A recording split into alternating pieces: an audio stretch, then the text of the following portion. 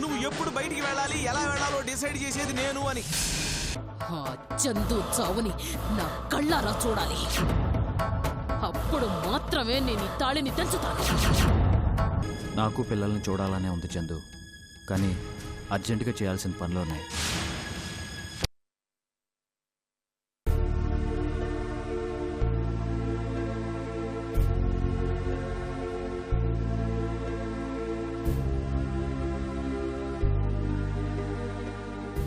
దీక్ష గురించి ఏమైనా తెలిసిందా అండి?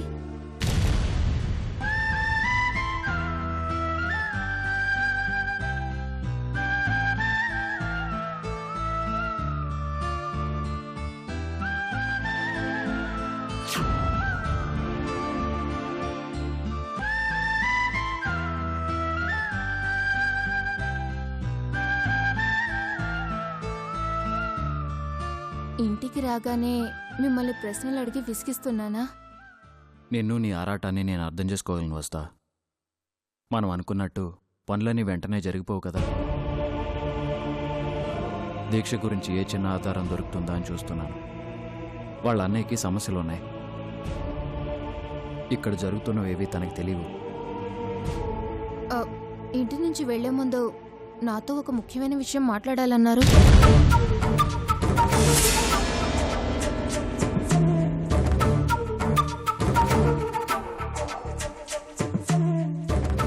వసుదా, ఈ ఇంటికి వచ్చిన దగ్గర నుంచి మనకేది కలిసి రావట్లేదు. నీకు కానీ నాకు కానీ మనశ్శాంతి లేకుండా పోయింది.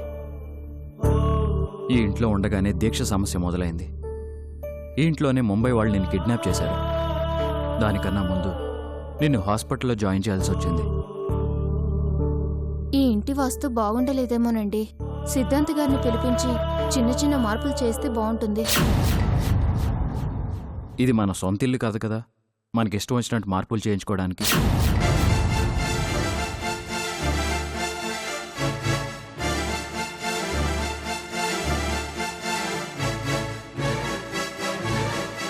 అయినా నేనేదో అన్నట్టు నువ్వు ఇలా బాధపడితే నేనేం చేయలేను వస్తా.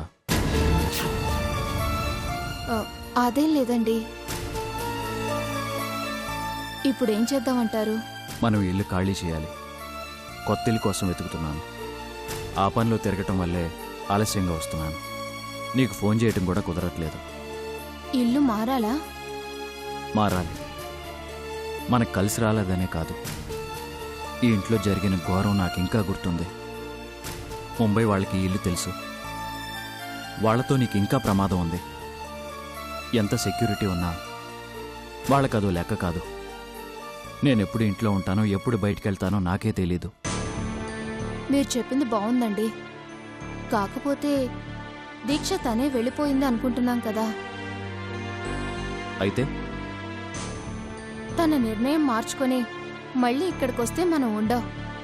అప్పుడు కంగారు పడుతుందేమో అనిపిస్తుంది.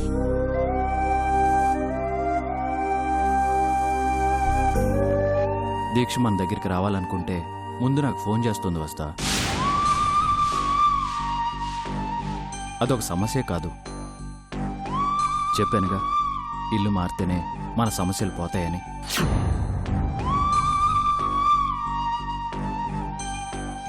అప్పుడు దీక్ష కూడా మన దగ్గరికి వస్తుందేమో.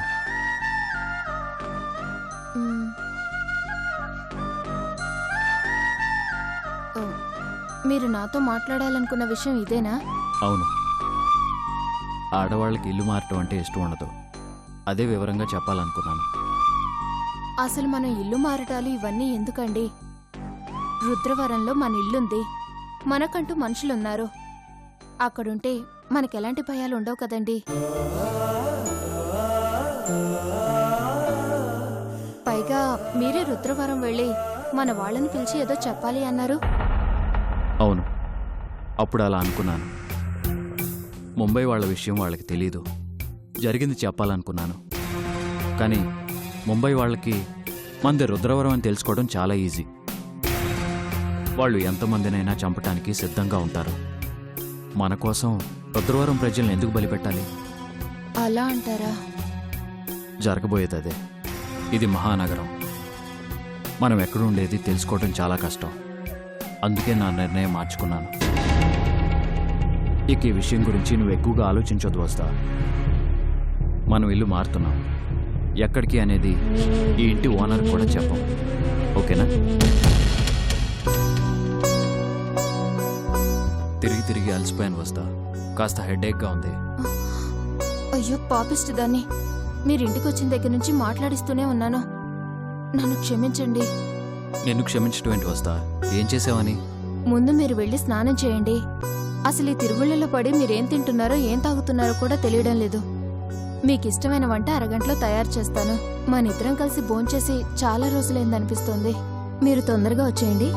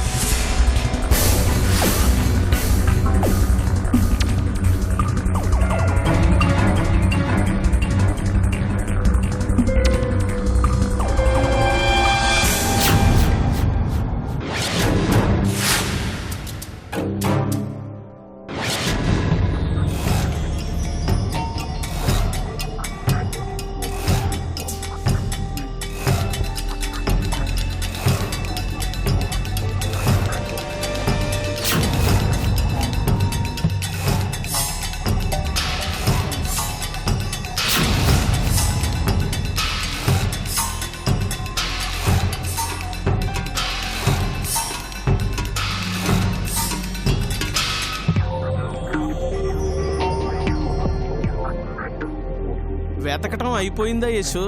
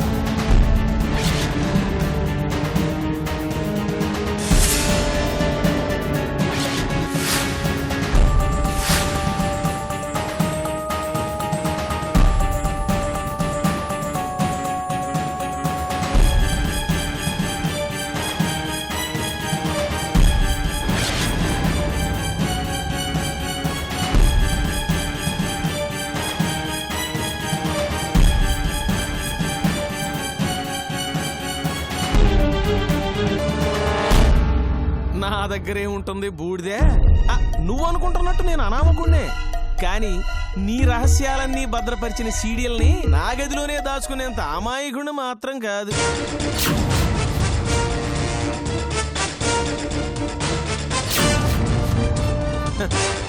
నాకు మైండ్ రీడింగ్ కూడా తెలుసు. ఈ నారాయణ గారు చుట్టుపక్కల లేడు కదా అని కన్ఫర్మ్ చేసుకుని మరీ లోపలికొచ్చాను. ఈడు ఇంతలోనే ఎక్కడి నుంచి ఊడిపడ్డా అని అనుకుంటున్నావు కదూ? అవునా?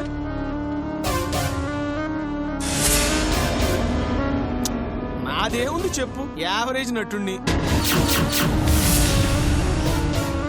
నువ్వు మహానటివి, అద్భుతంగా నటించే వాళ్ళతో కాస్త జాగ్రత్తగా ఉండాలి కదా.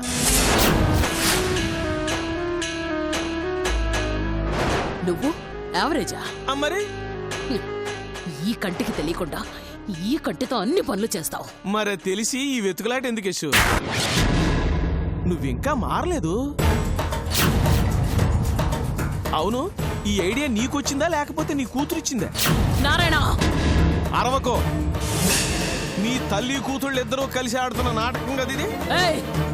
జలజకంత కర్మ పట్టలేదు. ఓహో, అయితే ఇది మీ బుర్రలో నుంచి వచ్చిన ఆలోచన అన్నమాట. నీకు మొన్ననే చాలా క్లియర్ గా చెప్పాను, ఒక పక్క భద్ర, ఇంకో పక్క కార్తీకు, చందు, ఇలా లిస్టు పెరిగేదే గాని తరిగేది కాదు అని. లాస్ట్ బట్ నాట్ లీస్ట్ ఈ నారాయణ గడి పేరు చెప్పలేదేంటా అని ఆలోచిస్తున్నావు కదా.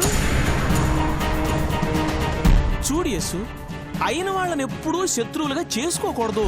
ఇది జీవితంలో తెలుసుకోవలసిన మొట్టమొదటి సూత్రం. నువ్వు అడ్డదిడ్డంగా వెళ్ళడం తప్ప ఓ పద్ధతి ప్రకారం పనులు చేయటం ఈ రోజుకి తెలియవదు నీకు. నీ మైండ్ సెట్ మార్చుకో, ఇంట్లో ఉన్న వాళ్ళందరూ సుఖంగా ఉంటాం. నీకు సుఖపడ్డం కూడా తెలుసా? అంత మాట అనేసావేంటి సు? ఆస్తుల్ని దాచినట్టు బట్టల్ని మంచం కింద దాచావే, ఆ కంపుతో మైండ్ బ్లాంక్ అయ్యి ఇందాకటి నుంచి నువ్వు చెప్పేది నా మైండ్కి ఎక్కడం లేదు. గుర్తు చేయమంటావా మళ్ళీ?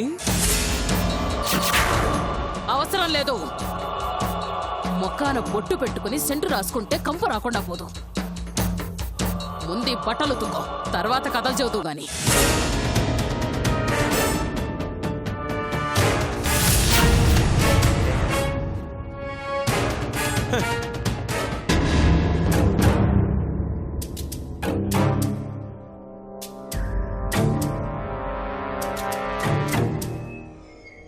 పెద్దగా ఏం వాసన రావట్లేదే. అంత మాట అనేసిల్లింది. అయినా అలవాటైతే కంపు కూడా ఇంపుగా ఉంటుందని తెలిసి రావట్లేదు. ఇన్ని సంవత్సరాల నుంచి నీ దగ్గర నేను ఉండలేదు. అయినా నన్ను బట్టలు తుక్కోమంటదేంటి? యశు, త్వరలోనే నీ చేత అవాక్కయ్యేలా ఉతికించకపోతే నా పేరు నారాయణే కాదు ఏమనుకుంటాను.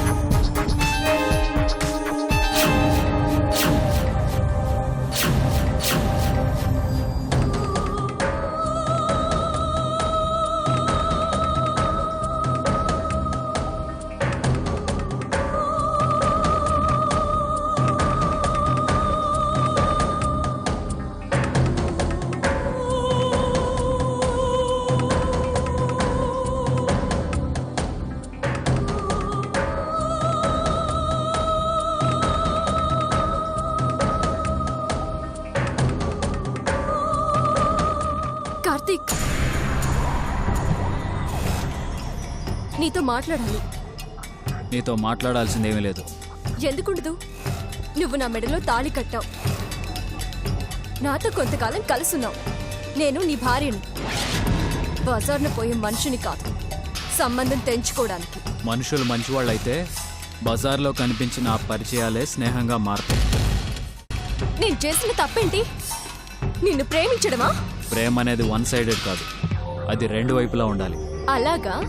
చందు అంటే ప్రాణం ఇస్తావు, భార్య కాని భార్య కోసం భర్తగా నటిస్తావు. నన్ను మాత్రం ఎందుకు దూరంగా పెట్టావు? తెలిసి అడిగే ప్రశ్నలకి జవాబులు ఉండవు. ఇప్పుడు నన్నేం చేయదలుచుకున్నావు? అది ఈ రోజే ఇక్కడే తేలిపోవాలి. అది ఎప్పుడో తేలిపోయింది. మీ అమ్మ మారదు, నువ్వు మారవు.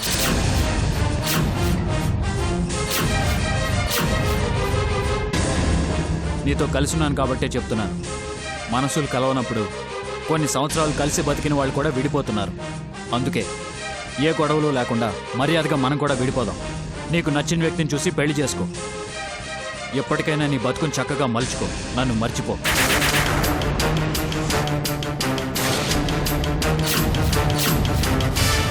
మర్చిపోవడానికి కాదు, నిన్ను పెళ్లి చేసుకుంది. అయితే నీ కర్మ.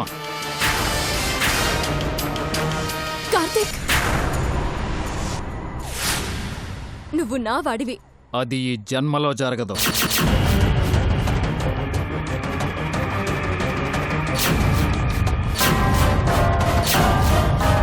మనిషికి 100 జన్మలుండవు.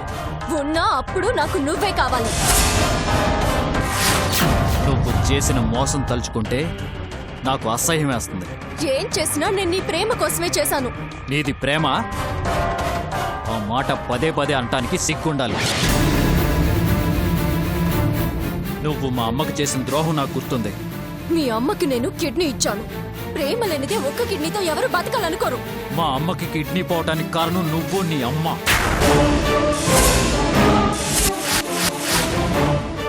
నీ బతుకులోకి చందు ఎలా వచ్చింది? ఇప్పుడు వస్త బతుకులోకి నువ్వెలా వెళ్ళావు? మీరందరూ పవిత్రులా?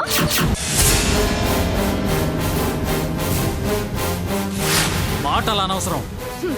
ఇప్పటిదాకా అలాగే అనుకున్నాను. చందుకి నువ్వు రెండో భర్తవి. దాని క్యారెక్టర్ ఏంటో నాకు తెలుసు. వసుతకు దొంగ మొగుడివి. ఇద్దరిని భరిస్తున్నప్పుడు నన్నెందుకు భరించవు? నేను అవసరం లేదనుకున్నప్పుడు నాతో ఎందుకు కాపురం చేశావు? అసలు చందుకు సిగ్గుంటే నువ్వు ఆ వసతి దగ్గర ఉండడానికి ఒప్పుకుంటుందా? దాని బతుకు దీని బతుకు నాకు తెలీదా? మా అమ్మకి చందు పెళ్లి చేస్తుందా? అసలు అది ఆడదేనా? జలజ, తన పక్కనున్నది మొగుడు, పరాయి మనిషి ఆ వసతకు తెలీదా? అలాంటి నికృష్టపు ఆడవాళ్ల మీద నీకు మోహం. నిన్నే ప్రేమించిన నా మీద మాత్రం నీకు ద్వేషం. నువ్వు మొగుడివి, వాళ్ళు నీ భార్యలు. ఛీ!